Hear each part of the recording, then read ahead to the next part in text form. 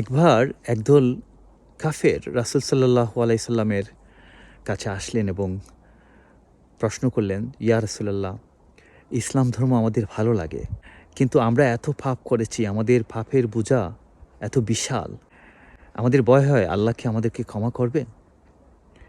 তারই পরিপ্রেক্ষিতে আল্লাহ রাব্বুল আলামিন আয়াত নাজিল করলেন, কুল ইয়া ইবাদিয়াল্লাযীনা আসরাফু আলা আনফুসিহিম লা তাকনাতু মির রাহমাতিল্লাহ ইন্নাল্লাহা ইয়াগফিরুয যুনুবা জামিআ ইন্নাহু হুয়াল গফুরুর রহিম।